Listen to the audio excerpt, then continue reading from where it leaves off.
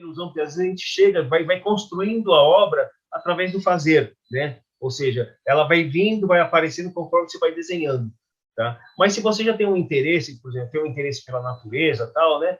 Então eu já sei que é a natureza que eu quero fazer. Então, a partir do momento que eu já vou desenhando e olhando e desenhando, né? As coisas vão se construindo naturalmente aí, né? Ótimo. Então, E me diz uma coisa,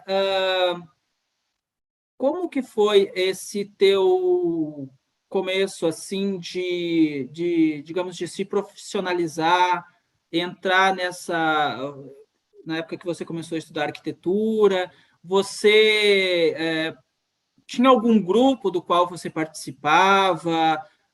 Como que era a cena, né? O cenário nesse momento em que você começou a estudar e começou a fazer as tuas obras, né? Os teus quadros? sim. Olha, Rogério, foi bastante angustiante, vou falar para você, porque eu venho de uma família assim que apesar de ter o desenho, ter esse espírito, né, que eu estou colocando aqui, quase que artista, mas eram assim engenheiros. Minha mãe, ela fez farmácia, e meu pai era médico.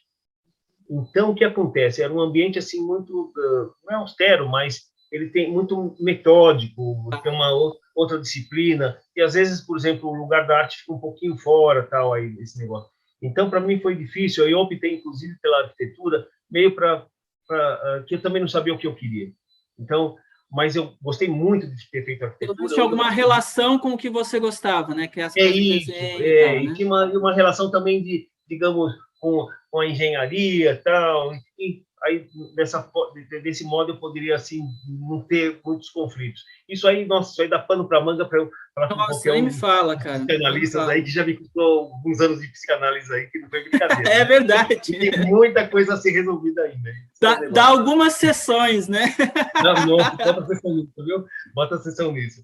E aí, a arte realmente ela só veio, assim que eu falava, não, agora não vou ser mais assim, essa coisa de sexta ou de final de semana, tal, né? Foi assim, nós estamos em 2021, foi no ano 99 para 2000. Pô, eu tinha 40 anos, já, né, já gostava de pintar, já fazia muita coisa, mas eu falei, aí eu me separei, né? Aí eu me lembro que aí o Guilherme, meu filho, era pequeno, tal, fui para uma outra casa, tal, e aí parece que ele falou, não, agora eu quero recomeçar de uma outra forma, com tudo aquilo que eu gostaria de fazer, tal, né, e levar em frente. E as coisas mudaram completamente, né? Aí eu não trabalhei mais com arquitetura, em escritório mais nenhum, né? A arquitetura foi só o desenho da arquitetura, da paisagem urbana, isso me satisfez muito, que eu faço até hoje, e me dediquei às artes, né? E a coisa virou de uma forma muito positiva, né, para mim, porque eu fiquei muito feliz que as coisas, as minhas próprias, não diria, não sei se é dom ou não, mas as coisas que eu tenho me ajudaram. Que bom, hein? Que Aí bom. foi. Sabe que no nosso grupo aqui, um dos temas que é muito recorrente é justamente isso que você falou, é essa questão da vocação.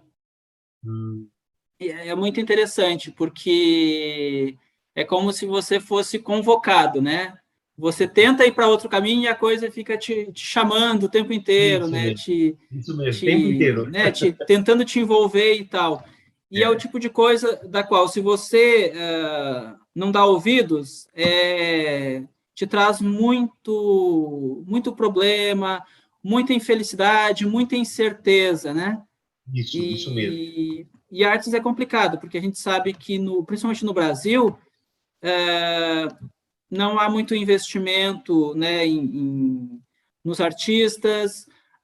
Uma coisa que, na minha opinião, deveria acontecer, mas não ocorre, seria sei lá, uma intervenção de alguns mecenas que adotassem alguns artistas assim com os quais eles se identificassem e investissem, né, nesse pessoal, né? Claro, Na claro. música existe algumas pessoas que fazem isso e a gente acaba vendo que o resultado desse investimento é extremamente bem sucedido, é verdade. E não é um tipo de coisa de um investimento em uma pessoa, no artista. Isso você investe no bem comum, porque o trabalho daquele artista vai ser significante para Isso uma grande parcela da população, vai fazer diferença na vida de uma grande isso é parcela da verdade. população, né? Isso é verdade. Isso daí é algo assim que nós estamos num período muito difícil, né, quanto a isso. Né? Não está brincadeira, não, né? O apoio à cultura, à arte, atualmente, é algo assim que é muito difícil, né? A gente está passando por momentos aí não estão fáceis, né? Mas a Não gente vai estão resistindo, fáceis, né? né? Eu espero que nos próximos tempos essa mentalidade, né, como a gente acredita que o Brasil está seguindo numa evolução, ou pelo menos tentando, né, Isso. provavelmente vai chegar um momento em que o próprio investimento em educação, né, em melhoria de qualidade de vida das pessoas, vai, de uma forma ou de outra, acabar levando para esse entendimento do quanto isso é importante, né? Totalmente, totalmente.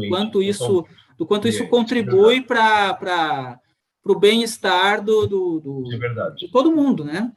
Claro, claro, isso é E verdade. acaba enriquecendo o próprio país enquanto nação, né? Totalmente, Enquanto força totalmente. criativa de criar uma identidade, né? Isso é verdade. É. Marcos, eu queria te fazer uma outra pergunta agora sobre um Não, tema que eu gosto bastante, cara, e que principalmente me atrai muito em pintura, que justamente não é a pintura em si, obviamente que a pintura, né, tá envolvida nisso, mas é a questão da moldura. A partir da segunda metade aí do século XX, a pintura sofreu muitas mudanças radicais, né? certo, Seja na sua temática, quanto na questão do suporte. No meu entendimento, a moldura sempre funcionou como uma forma de isolar o conteúdo de forma que ele possa se sobressair e funcionar como uma dimensão autônoma no espaço em que ele se encontra, né? De uma certa forma, acabar potencializando isso, né? Então, essa cápsula, né, serve para potencializar e dar um contorno sólido para que a pintura ali isolada funcione como um momento autônomo no tempo, estando fora dele. certo, Eu sempre achei que as pinturas sem moldura perdiam substancialmente assim essa força, porque acabavam de uma forma ou de outra se diluindo no ambiente, né? O que me parece muito interessante no seu trabalho é essa ausência que essa ausência de moldura ela não incide numa perda ou na diluição do conteúdo, né? E justamente pelo contrário, parece e eu percebo que uma completa sustentação do motivo e uma integração com o ambiente que, ao invés de enfraquecer, fortalece o seu tema e o impacto harmonizante que essas tonalidades causam. certo. A pergunta é a seguinte, Marcos: como que você conseguiu chegar nessa solução pictória temática de uma forma assim que funciona tão bem, tão eficaz, né? Certo. Entendi, entendi. É interessante isso aí, essa questão da moldura que você coloca, né? Porque a moldura, ela se comporta como um paisagismo do motivo pictórico, né? E assim Exato, como tem né? na arquitetura, né, uma moldura que você tem os jardinzinhos, tal, e aí você vai fazendo assim quase que uma antecâmara para você, uma introdução àquilo que você vai saborear visualmente, né? Mais uma Então, cápsula do tempo, né? uma cápsula, eu, assim, as pessoas hoje em dia têm uma visão, assim, não vou generalizar, desculpa, Claro. a gente acaba entrando nisso, mas é que a gente É. ouve tanto, não, a Mas são moldura coisas no que acabam teto, predominando, né? predominando, umas opiniões que predominam, que assim, puxa, a moldura é uma coisa que, não, que é bobagem, isso aí dentro do discurso, assim, acadêmico contemporâneo, não, outras coisas são mais importantes. Mas se a gente for ver, a moldura tem um papel importante, de realmente deslocamento. Você está num tempo, você passa para uma outra, é como se fosse um aparelho que te leva a você visualizar, a usufruir, né, de uma maneira, digamos, mais isolada. Ele isola um pouco do mundo, né? Então as pessoas ficam incomodadas com isso, isso aí isola, né? Isso aí, porque hoje em dia tudo é tão integrado, é tudo tão interdisciplinar, né? Então as pessoas se incomodam com a moldura, né? Tanto é que a gente vai ver, assim, algumas molduras, as molduras modernas são fininhas, tal, né? Tem uns vãozinhos, né? Até a moldura é modernista, tem vãos livres, coisas assim, né? A moldura acadêmica é aquela que parece uma cornija grega, assim, né? Que vai moldurando edifício e tal. As duas são interessantes do mesmo modo, né? Claro. Hoje em dia, são interessantes do mesmo modo, né? E aí, no meu, assim, as coisas que eu faço, na verdade, eu nem não teria o lugar, no caso dos recortes, né, as molduras, porque aí eu quero buscar uma autossuficiência da forma, da cor e da linha, sabe? E se ela tem, por exemplo, alguma coisa que vai visualmente, digamos, interferir nessa leitura geométrica, né? Então, o que acontece? Quando a moldura ortogonal, ela pode subtrair um pouco, tá certo? O conjunto de forças que a gente vê, de linhas que vão para cá, outras para lá, cores que entram, tal. Então, é daí para ter uma coisa mais autossuficiente.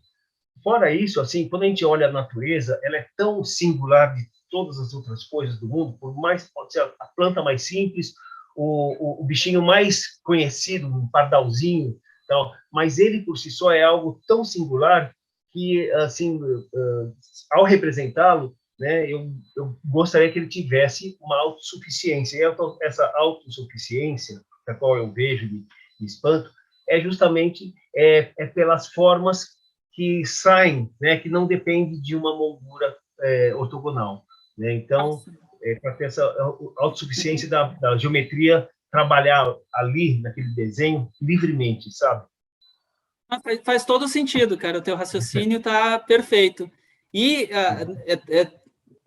isso se justifica tanto que a gente vê que essas pinturas, né? Inclusive, apesar de algumas serem vazadas e tal, elas funcionam de uma Isso. forma muito, né, integral e muito sólida, né? No Isso, sentido de representação e de impacto, né? E de funcionalidade no ambiente também, né? Que isso também me sim, parece bem interessante, né? Eu, isso. eu queria te fazer uma outra pergunta, aproveitar aí a tua experiência aí com a arquitetura, que é o seguinte: eu, apesar de não ser de São Paulo, eu já me considero um paulistano, né? E nesses menos de 20 anos que eu vivo aqui, uma coisa que de certa forma, até me entristece um pouco é notar como a paisagem da cidade ela sofre uma mudança de uma forma até meio brusca, que acaba trazendo um desconforto nosso, porque, por exemplo, se Isso. você está acostumado a passar por uma rua, você está acostumado com aquelas casas, né, um prédio antigo, aquele tipo de arquitetura, aquele tipo de disposição e aquela, digamos, aquela harmonia daquele ambiente do qual você já tem as suas memórias afetivas, as coisas que você viveu ali naquele ambiente, naquele espaço, né? Sim, E sim. nesse e nos últimos tempos aí a gente tem notado de uma forma bem forte uma mudança no sentido de prédios centenários, né, casas muito antigas, belíssimas, que são derrubadas para ou dar espaço para um estacionamento ou para um prédio de comércio, sabe, coisas que no momento em que você convive com esse ambiente acaba meio que te deslocando, porque você, né, tem toda aquela imagem afetiva daquele momento e é como se isso te representasse uma perda própria, né? Puxa, as Sim, sim. memórias que eu tinha aqui com né, com esse local estão se perdendo, o que leva a gente a pensar que o nosso mundo de memórias afetivas ele está deixando de existir, né? E isso é uma coisa muito séria que inconscientemente acho que acaba afetando bastante a gente, né? Eu queria que você, por favor, comentasse como que você vê essa mudança que vem acontecendo nesse panorama visual da cidade, assim. Certo. Boa pergunta mesmo, porque é com muita tristeza que eu vejo, viu, Rogério? Porque eu tenho uma afetividade com São Paulo, ou se eu fosse de qualquer outro lugar, eu sou assim dado ao espaço, às coisas urbanas, à vivência dentro e fora. Tá muito gostoso isso aí.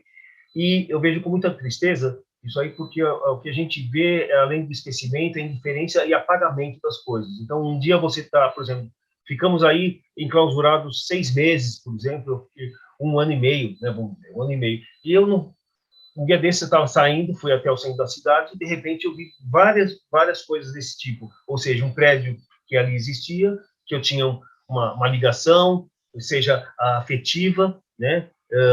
não existe mais, realmente virou um estacionamento, né, ou está sendo transformado numa outra coisa, é uma metamorfose mesmo, uma coisa horrível, e assim a gente vê vários outros bens, né, arquitetônicos ocorrendo com isso. É uma questão difícil também de brecar isso, né, não sei se a vocação de São Paulo aliada a uma falta, né, de uma educação arquitetônica urbana, né, que as pessoas que é aliado também uma falta também de ligação com São Paulo, né? São Paulo é como se fosse um suporte de grandes explorações e transações, né, momentâneas, seja afetivas, seja comerciais, seja o que for, mas sempre é momentâneo. Então me dá aquela impressão, o pessoal eu falo tanto do Borba Gato, mas eu vejo muito um comportamento meio bandeirante, assim, que você chega explorando as coisas, se abrindo bandeiras e não sei o que mais, para chegar a explorar o que puder. Quando não der mais para explorar, vai para um outro lugar, né? E aqui fica... Efeito gafanhoto, assim, né? isso, aí fica essa paisagem, muitas vezes assim, inóspita, árida, e São Paulo, a gente tem carinho por ela. Mas quem viaja, né, pelo Brasil mesmo, a gente vê assim, o quanto São Paulo ela é defasada num conforto visual urbano, né, que ela não é feita por grandes projetos de fazer áreas imensas de paisagismo, mas a gente não vê assim o cuidado individual das pessoas gostarem realmente, né? Incrível que no Rio de Janeiro, né, que eu tenho parentes no Rio de Janeiro, e eu vejo lá que parece que as pessoas eles têm um amor, apesar de todas as dificuldades que lá eles têm também, né, eles atravessam, mas me parece que existe uma ligação deles com a cidade, com o sítio, com o contexto urbano, né, de uma maneira afetiva, de uma maneira muito próxima, individual, né, e não através de planos de massas que vão melhorar a cidade paisagisticamente e tal. Então, eu vejo assim que era necessário aí um meio termo ou uma educação ambiental, urbana, arquitetônica, né? É claro, é cultura, né? Para as pessoas saberem onde elas estão, o valor das coisas, né? Que as relações entre as pessoas também derivam aí coisas, prédios, parques, paisagismo e uma série de coisas, né? Então eu vejo assim com tristeza como as coisas pouco a pouco vão acontecendo, inclusive agora, né? Com o Palácio Gustavo Capanema, que é um prédio belíssimo, né? Lá do Rio de Janeiro, vai ser colocado o imóvel a leilão aí, né? Ser leiloado, não sei, está numa lista, né? E isso aí deu uma comoção enorme entre os arquitetos e aqueles que gostam da boa arquitetura, né? Então, então eu vejo com tristeza isso daí. É uma pena, né, Marcos? Porque, como a gente tinha falado antes, esse tipo de coisa é o que fortalece uma nação, né? Fortalece um povo, né? Pois então, pois é. ainda não se usa isso a nosso favor, né? Isso, não se usa totalmente. Então, você Muitas deixa vezes a população à mercê de uma ideia de um consumo imediato, de uma evolução, uma modernidade que é um pouquinho questionável, né? Não sei se lá adiante vai realmente ter funcionado bem e trazido alguma coisa de boa, né? Então tem essas chamadas políticas de esquecimento mesmo, de apagamento de memórias, aí isso aí vai de rebote, vai prédios, vai parques, vai uma série de coisas aí, né? Resta um pequeno grupo da população, né, tentar levar isso adiante e manter isso vivo, né? Nem que seja a simples ideia, que uma ideia já é meia construção, né? Rogério, por oportuno aí, não quero te atrapalhar em mandamento das perguntas, mas sobre essa questão aí, eu tenho uma série de desenhos chamados Desarquiteturas, né, que é justamente, né, são arquiteturas que elas sofrem, como acontece nas grandes cidades, né, mas sofrem misturas que muitas vezes são bem-vindas, mas outras por parte de um desconhecimento. Não vou falar de ignorância, que é muito pesado, mas é um desconhecimento que as pessoas têm e, sem querer, elas vão delapidando um patrimônio que foi feito durante uma época, que tem um significado, etc., né? Mas que você vê que, hoje em dia, isso ocorre num fenômeno bem grande aí, né? E aí, essa série de desenhos eu fiz aí, eu expus em alguns lugares, né? E, e tratam justamente disso. Inclusive, eu tenho aqui um painelzinho que é lá, eu acho que é na Avenida 15 de Setembro, que tem em Porto Alegre, é 15 ou 7 ou 8 de setembro. Eu sei que não é 7 de setembro a avenida. Tem uma avenida que tem uma.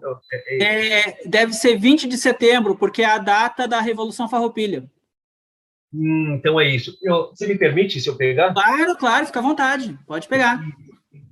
Vou pegar aqui. Isso. Isso aqui é uma fachada. Então, eu faço os desenhos primeiro. Eu vou ao local, desenho, chego em casa, tal, termino o desenho e depois eu vetorizo, quer dizer, eu passo para o computador e depois eu mando cortar a laser. Então, isso aqui é um alto relevo. Em alto relevo. Em alto relevo. E essa fachada que você está vendo, que é justamente nessa avenida, 20 de setembro, que está lá, quando eu falo já faz antes de a gente se conhecer, inclusive, deixa eu registrar para o futuro, tal. É uma fachada que eram prédios ecléticos, do período eclético, e que depois teve aqui digamos, um retrofit, Art Deco, que está em cinza. Então, é em pintura, em Art Deco. Sabe? Legal, hein? Eu não sei se... Então, e aí eu faço... Isso aí é parte de uma exposição que eu fiz lá na Universidade de Taubaté. Eu ia levar lá para o Porto também, na Universidade do Porto, em Portugal. Isso aí foi em março do ano passado, mas aí veio a pandemia e a passagem comprada, a minha passagem está pendurada até hoje. Que pena, hein? Então, são prédios das capitais brasileiras e que sofrem justamente essas alterações, né? Ou seja, elas estão nesse estado, ela é pintada assim de vermelho, hoje deve estar com outra cor. E aqui o mesmo prédio, só que foi modificado em arte deco, que é um outro estilo. Então, a gente vê uma diversidade no mesmo conjunto arquitetônico de influências ou, às vezes, degradações. Às vezes é positivo e, às vezes, é negativo. Às vezes funciona bem, às vezes não, né? Eu não sei se você conhece lá a Casa de Cultura Mário Quintana. Sim, isso aí, nossa, muito legal, hein? Até onde eu sei, felizmente, foi um lugar que eles conseguiram preservar e virou uma espécie de centro cultural, que tem cinema, tem espaço para exposições, tem discoteca, tem biblioteca, tem sala de... tem teatro, tem sala de teatro, acontecem shows, então é um espaço bem importante lá, que felizmente foi, né, preservado e adotado, né, esse fato do Mário Quintana ter vivido lá um tempo nesse hotel, né? Isso. Acabou ajudando, acho que, de certa forma, acabou ajudando para que isso fosse preservado, né? Inclusive, tem um lugar lá, um andar onde você vai, que eles preservaram o quarto do Mário Quintana exatamente como ele era. Então, você vai e entra num espaço que tem uma janela de vidro que você consegue ver lá dentro. Lá. Muito legal, assim. Digamos, esse aspecto, né, de reviver, né? Isso é tão comum em outros lugares, né? Olha, aqui viveu, esse quarto nasceu não sei quem, morreu não sei o quê, trabalhou não sei de tal celebridade, e aqui a gente sabe o endereço. Olha, nessa casa, por exemplo, Vila Mariana, aqui que não é muito longe daqui, tem a Rua França Pinto, tem lá a vizinhança, pelo menos, onde morava o Oswald de Andrade, lá na França Pinto. Então, só que é o seguinte, ele morava onde? Tá. É mais ou menos aqui, as pessoas não sabem. O que a gente tem hoje, assim, a casa do Guilherme de Almeida, a gente sabe da casa do Mário de Andrade, né, de algumas celebridades aí, né, da intelectualidade. Mas, no mais, a gente não tem ideia. E a gente sabe, por vizinhança, que as pessoas falam, olha, aqui morou tal escultor, assim, nossa, mas aqui nem parece, mas morou aqui, e ninguém se dá conta. Então, esse trabalho de desenho que eu faço é um pouco, né, uma queixa, né, a respeito da memória, né, ou seja, da desmemória, memória confusa, que mistura estilos, tudo mais, sabe? Então, é uma coisa que a gente vê, visualmente você consegue captar essas misturas e assim, é muito triste de ver que não existe, né, dentro dessas misturas, que não é algo sadio, mas é algo assim que por desconhecimento, vai se degradando algo que foi feito e tem uma significação dentro de uma época, sabe? É verdade. É interessante isso que você está falando, porque em Buenos Aires, por exemplo, às vezes você está passando numa rua, por exemplo, no bairro de Palermo e tal, e aí você vê uma placa, tem um pequeno edifício, né, desses mais antigos, e aí do lado da porta você tem uma placa de bronze, e aí você vai ler e aí fala lá, aqui morava fulano de tal, aqui morava Adolfo Bioy Casares e Silvino Campo, por exemplo. Aqui Sim, morou, sim. aqui morou o Jorge Luiz Borges. Na França também tem isso, né? E aqui no Tem, Brasil a tem. gente não tem isso. E o que é mais triste, às vezes esses lugares onde essas pessoas moraram acaba sendo demolido e essa cartografia acaba se perdendo no tempo, né? Porque Totalmente, só o pessoal totalmente. que era Então, mais antigo daquela geração sabia, isso não passa para frente, né? É muito, pois muito, é, isso muito, muito chato isso, né? é muito triste, né? E realmente. Mas a gente procura, de alguma forma, registrar isso, sabe, Rogério? Não, eu acho, eu não sabia desse teu trabalho, nesse Então, formato, mas é aí, muito interessante, cara. então, isso aí eu até vou colocar isso daí depois ainda no site. Nem sei se tem algumas coisas no site dele, mas eu vou Esse aí eu colocar. pelo menos não achei lá. Eu acho que Eu me ainda lembro, não tem. eu não renovei ainda lá no É. site, mas aí. Por falar em site, Marcos, eu queria te perguntar uma coisa agora que eu vejo que é bem forte no teu trabalho, que é essa relação do ser humano com esse meio ambiente, de uma forma mais específica, retratado na flora e na fauna, né? Aquele teu painel lá da Chácara Klabin, do metrô, Certo. como que é para você essa sensação de saber que ele está em um ponto estratégico em que milhares de pessoas passam por ele todo dia e, de uma certa forma, aquilo acaba fazendo parte assim do cotidiano e da vivência dessas pessoas naquele lugar, né?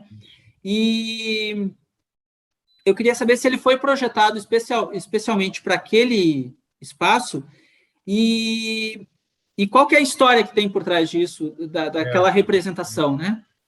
Certo, certo. Legal, Rogério. Realmente, assim, bastante gratificante a gente ver que milhares de pessoas elas podem usufruir, né, de obras, né, que têm uma intenção artística, né, e tem um pensamento por detrás, ou simplesmente para melhorar o ambiente, o dia a dia delas. Né? Isso daí, assim, em arte pública é algo que tem sido discutido bastante, né, a respeito, né? Você modificar o cotidiano das pessoas. Então, isso é ótimo, porque é muito árido. Então, eu me lembro que houve um concurso, né? O metrô chamou alguns artistas, tá certo? E a gente, ou seja, teve um concurso e aí houve uma seleção, sobrou alguns artistas, uns 10 artistas, e cada um desses 10 artistas podia escolher uma estação para poder fazer uma intervenção artística na linha verde, que vai lá da Vila Madalena até Sacomã, ou mais ainda. Então, algumas estações Agora ao redor. está Está bem duas mais estações. longe, né? Tem uma estação a Isso, mais que eu não me lembro o nome agora. isso, É realmente. Vila Prudente, eu acho. Vila Prudente, é isso aí. Vai lá para Vila Prudente. Então, ótimo. Então, tem essa estação, então escolhemos na época tal, né? E eu me lembro que eu gostei muito da Chácara Clabin, porque a profundidade, né? A gente desce a escada, claro, como todo metrô, mas a situação de alguns pilares, né, determinava assim uma profundidade muito grande, né? E aquilo me impressionou muito quando eu vi aquela estação. Fui visitar imigrantes, fui visitar várias estações, mas aquela que me impressionou demais. E aí eu perguntei, né, para alguém, escuta, mas aqui, o que era aqui? Aqui tinha umas casas, uns engenheiros que falavam, né? Aí isso me atiçou, como eu já gostava de fazer esse bicho, já estava fazendo e tal, e eu falei, vocês contratam arqueólogos, biólogos? Não, sempre tem. O metrô sempre, quando vai derrubar vai derrubar casas ou algum tipo de um pedaço verde, alguma coisa assim, eles contratam, né, prestam para fazer uma consultoria para não ter um impacto, minorar o impacto visual, né, e ambiental também, né, com a estação, tal. Então tem uma troca de ideias aí com alguns profissionais, geógrafos, uma série de coisas. E aí, eu conversando com os biólogos, eles falaram, olha, aqui nesse local a gente tinha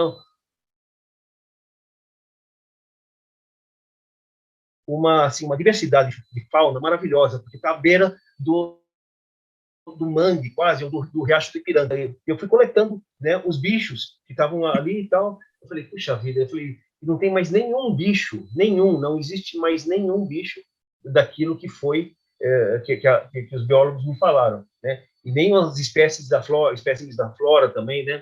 Então, o que tem a gente pode ver são algumas garças e um outro bicho diferente, tal, né? Mas aí falaram marrecos selvagens, né, macacos muito diferenciados ou parecidos com aquele muriqui que tem lá só em São Francisco Xavier, né?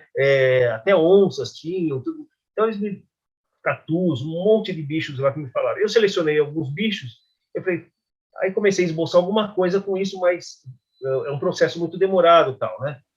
E aí, dali 3 meses, aí eu cheguei num formato vertical, tá certo? E esse formato vertical ele representa vários bichos e espécimes daquele bioma que a gente vê lá, ou seja, mangue, encostas, árvores e tal, e está tudo naquele painel. Então, aquilo formou um totem, né? E aí eu falei, puxa, então eu quis fazer um totem em homenagem aos bichos que não existem mais. Em vez de ser um totem que é do chão para o céu, é do chão para baixo, né? Então ficou um totem meio invertido, ou seja, tudo é uma homenagem aos bichos que estão enterrados em alguma parte das paredes do metrô. Né? Eles estão ali, os ossos deles, tudo mais, e eles estão lá com todas as suas cores, né? Com aquela vontade de viver, eles estão retratados ali, né? E aí quando eu me vi nesse, assim, puxa, essa ideia pode ser uma coisa interessante, né? Para trazer os bichos de volta, né? Aí foi com tudo, né? Aí falei, vamos trabalhar, né? Puxa, Então, que legal, hein? essa Bela história história e ficou muito bom, porque ele fica bem do lado da escada, então você isso, vai subindo ou descendo, você vai vendo ele assim, meio que em isso, movimento, né?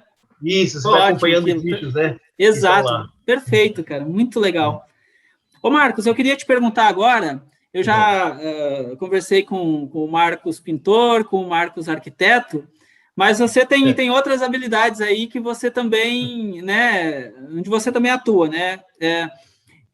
Eu conheço algumas músicas tuas e Que eu queria legal. te perguntar o seguinte, me, me parece bem interessante, porque essa visão que você tem, assim, de uma forma mais paisagística, de uma coisa mais panorâmica, também prevalece no tipo de linguagem que você usa nas suas composições. Eu ouvi as suas músicas a Guanabara, a Amazônia, e sempre tem esse caráter um pouco mais panorâmico, uma coisa um pouco mais não intimista, né?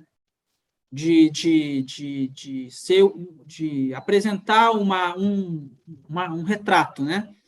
Então, eu queria te perguntar como que essa questão da música também acaba conversando com a pintura, ou se é a pintura que conversa mais com a música, e que você comentasse isso para a gente. Tá bom, tá legal. Pô, que bacana essa lembrança aí. Eu, assim, eu sou músico, assim, eu não trabalho como eu trabalho com a pintura, com o desenho, de uma forma profissional. Então, seria quase que um lado, assim, do qual eu me relaxo, mas eu gosto de ver com bastante seriedade. Isso é Claro. certo, assim, eu gosto, né? Então, eu gosto porque, ao mesmo tempo que eu fui alfabetizado, isso naquela geração dos anos 40, 50, 60, ou seja, a tradição do piano no Brasil, em São Paulo, nos grandes centros, sempre foi muito forte. Então, as crianças pequenas iam também para o piano. Muita gente, vai estudar piano, tal, isso, aquilo, né? Então, eu me lembro pequeno, andando no bairro, eu sempre via estudos, as pessoas estudando piano numa casa, depois passa 3 casas, outro piano, e assim por diante. Então, essa memória sonora, a gente tem muito, e cativava muito a gente, né, a estudar. Né? Então, eu fiz piano até o 7º ano, né, o piano clássico, tá? E aí depois parei, tal, isso, aquilo, e aí voltei para popular, toquei em bar, essas coisas assim, até em carnaval, festas, tudo mais, e aí, mas foi alguma coisa em bares, tal, mas parou por aí, né? E depois que me formei, aí não toquei mais para mim. Aí, claro, fazer umas coisas próprias aí para mim, né, para ter, né, para ter um diálogo, né, justamente, né, é quase que quando você faz a música, você imagina, visualmente você vê coisas que você estaria pintando ou desenhando, né? Então, tem muito essa viagem de você toca e ao mesmo tempo você enxerga assim umas coisas. Então, quando Guanabara ou Amazônia ou é um cerrado, alguma coisa que você toca assim, aí você já está vendo aquela paisagem, está vendo aquela cor, está vendo uma série de dados que você deixa voar para depois eles sedimentarem e fazer. Então, a música serve como o interlúdio, vamos dizer assim, Sim, entre um a fazer e outro, sabe? Então, perfeito, perfeito.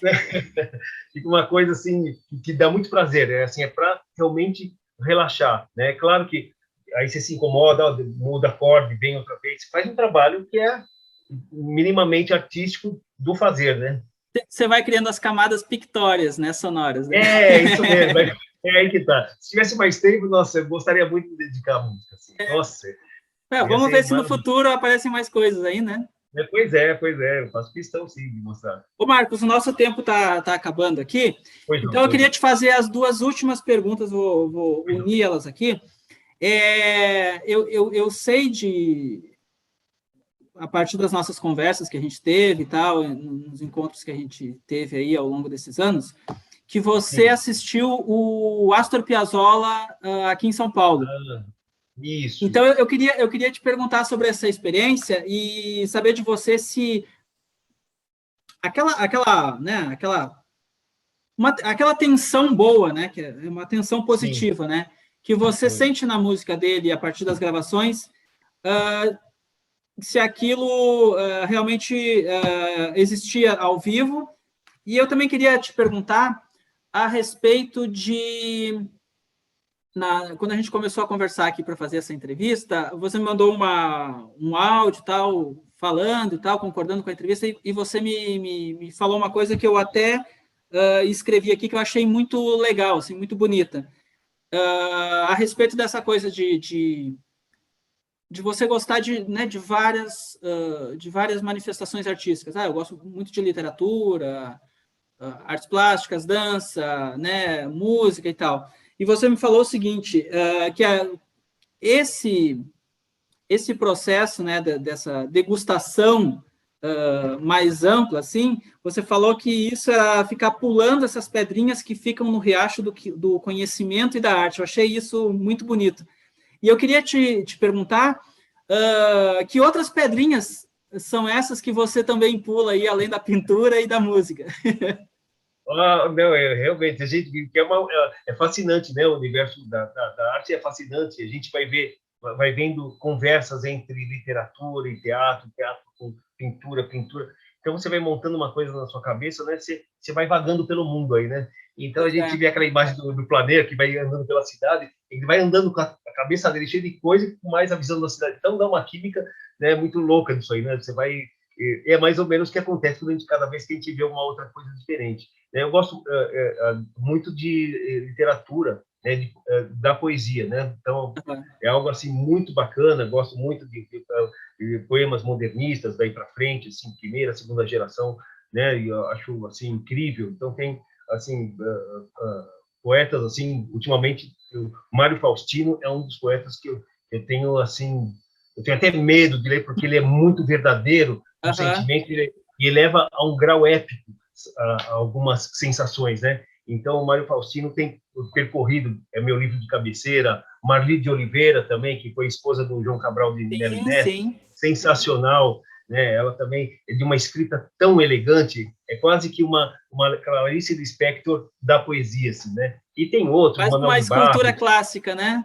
isso, escultura clássica. Então, eu gosto que isso me abastece, isso é bom porque a gente, qualquer coisa que se faça, aí você faz pensando, né, que essas, essas modalidades ficam circulando na cabeça, né? Então, eu acho fundamental, né? Eu tive muita, assim, sorte, né, de encontrar, assim, logo que entrei na faculdade, amigos que gostavam de fazer muitas coisas. Tocava, fazia poesia, pintava, tal. E para mim foi uma coisa, assim, que eu gostava muito, né? Ou professores também que versavam sobre vários assuntos, né? E então isso aí, puxa, porque às vezes a gente acha que sabe muita coisa e realmente a gente não sabe nada, né? Mas é que a gente gosta, gosta. A nossa única certeza é essa, a gente não sabe de nada. Nada, mas é o que a gente gosta de pular de uma pedrinha para outra, gosta. Isso aí é muito bom, né? Você vai vendo as coisas, né? E isso vai trazendo, vai colaborando. A cada visita num gênero artístico, você vai recolhendo para si algo vai interessante. Captando material, né, para o seu trabalho, vai né, captando para você ir se alimentando, né? Pois é, então cada um tem uma maneira assim, de se abastecer, né? Tem gente que vai naquilo. E para mim, para música, tal, aí você falou até do Piazzolla, né, que foi uma experiência lá em 1984, lá no Teatro de Convenções do Anhembi, quando o Teatro Elis Regina, ele foi se apresentar lá com, se não me engano, se não era o quinteto dele, era o octeto. Ele fez uma formação que começou, tinha quinteto, depois sexteto, teve várias fases, né, que ele mudou a formação fases, e a disposição, né? Isso, mas tinha uns caras lá que eram muito bons, né, que estavam presentes, muitos deles presentes em todas as fases aí e tal, né? E eu fiquei fascinado, porque eu via que o Piazzolla era um cara contemporâneo, mas ele fazia coisas, assim, de uma sonoridade diferente, mas coisas, puxa, parece Vivaldi, parece Bach, aquele contraponto todo que ele faz, né?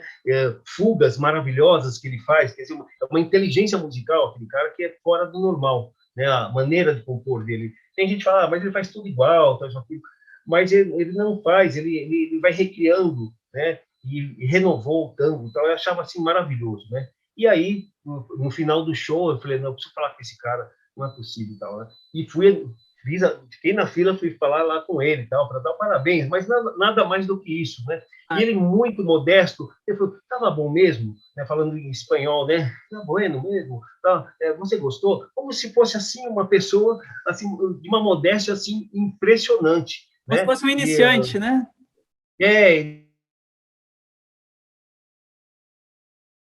Iniciante, assim, né? Impressionante. Né? Então, eu acho bacana a maneira, a postura dele, que é uma potência, né, de som, né? E impressionante, e consegue unir o contemporâneo com o antigo, né? Talvez foi uma empatia muito grande nesse sentido aí, viu, Rogério? Mas eu gosto muito, nossa, do som dele, assim, a música dele, o modo de compor é maravilhoso, hein? Foi uma experiência, assim, muito legal. Eu também gosto muito, cara, e ele é um cara que acabou de... A revelia de toda a resistência que tinha, né, a música dele, você não consegue mais pensar na música argentina sem ter o Piazzolla como referência, né? Nossa, ele chegou a se tornar maior do que o mestre dele lá, que era como que é o nome dele lá? Troilo. Hã?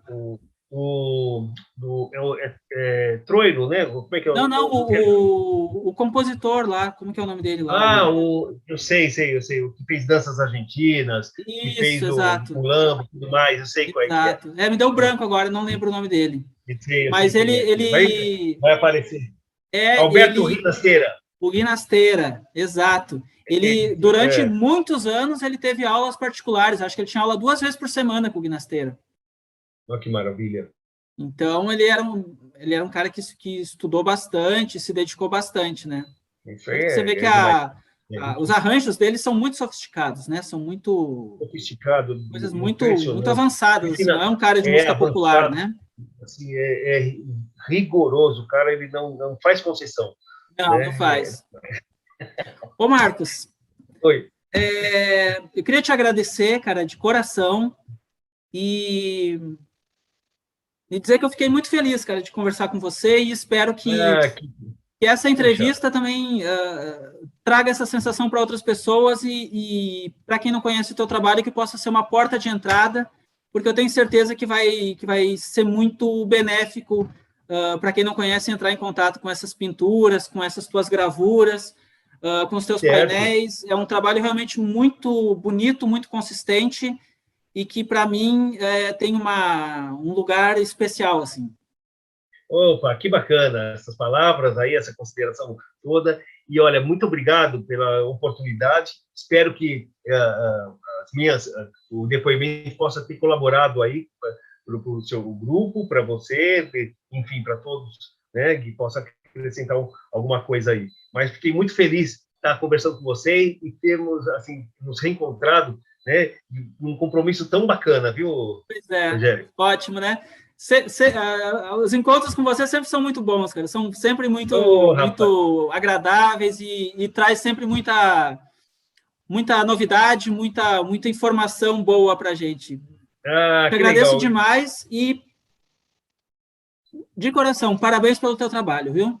Muito obrigado, Rogério. Então, até qualquer oportunidade, pode me chamar que estarei super ótimo. Com certeza, com certeza. Então tá, muito obrigado, Marcos. A gente vai fechando aqui o nosso vídeo e espero que vocês gostem do material e que seja aí uma porta para apreciação do trabalho do Marcos. Obrigado, Marcos. Tudo de bom para você. Obrigado, tchau, então. Valeu, então. Tchau, tchau. Até mais. Tchau, tchau.